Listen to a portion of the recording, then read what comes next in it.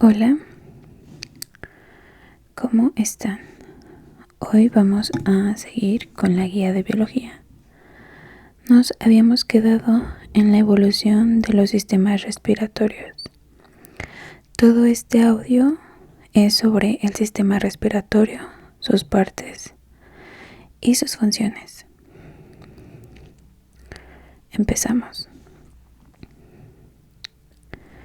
¿Cómo es el aire canalizado en los insectos y algunos otros artrópodos? Es directamente dentro de los tejidos por una serie de tubos revestidos de quitina.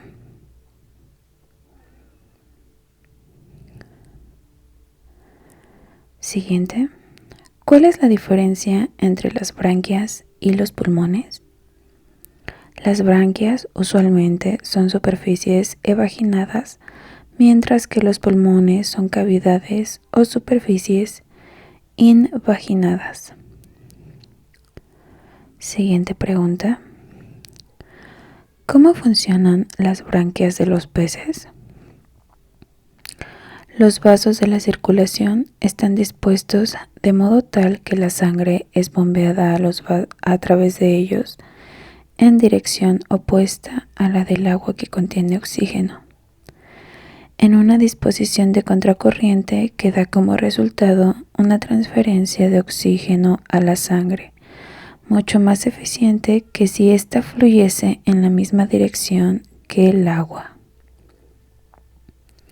Entonces, en resumen, en los peces el oxígeno entra a la sangre por difusión desde el agua que fluye a través de las branquias.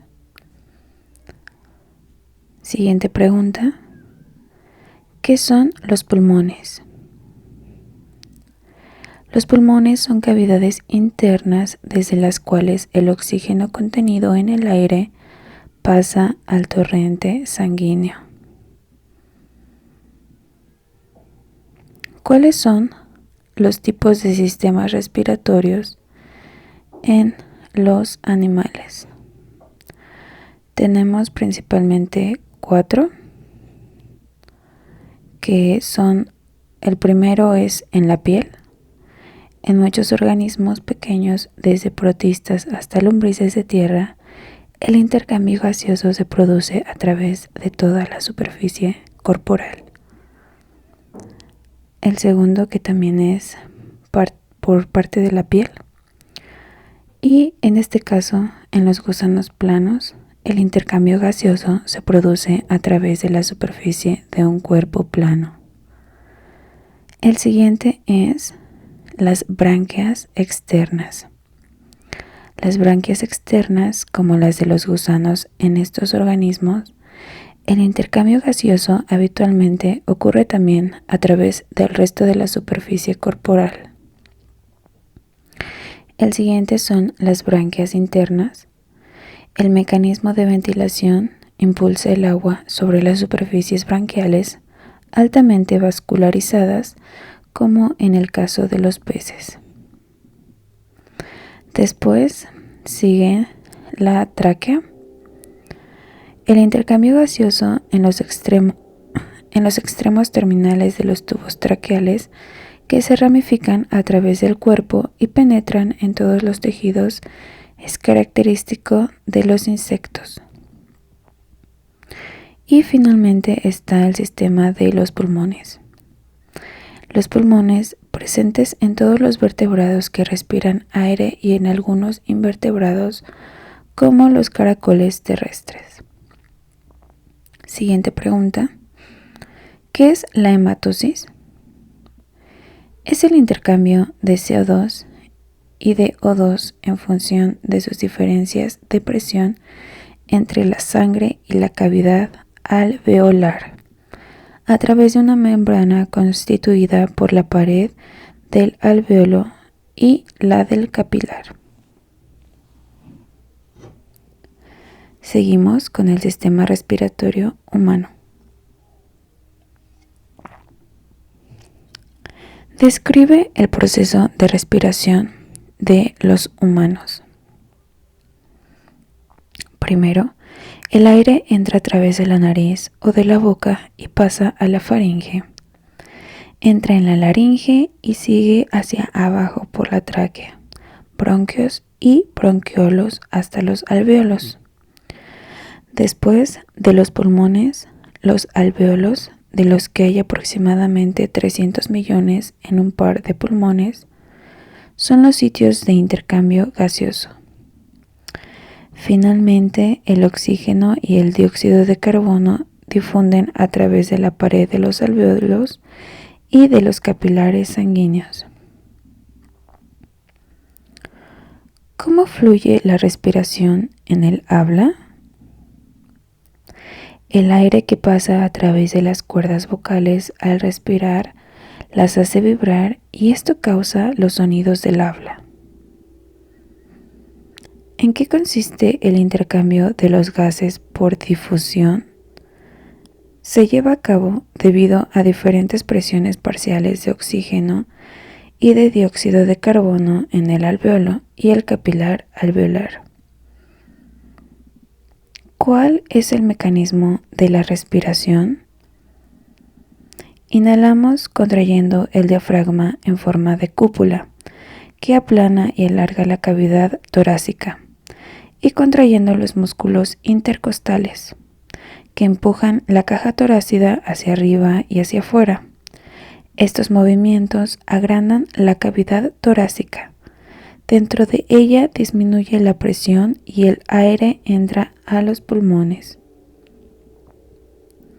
¿Cómo es el transporte e intercambio de gases?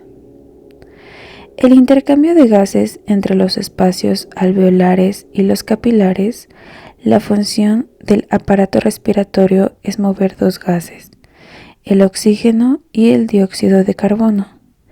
El intercambio de gases tiene lugar en los millones de alvéolos de los pulmones y los capilares que los envuelven, como habíamos visto en la pregunta anterior. El pigmento respiratorio es la hemoglobina, que está empaquetada dentro de los glóbulos rojos.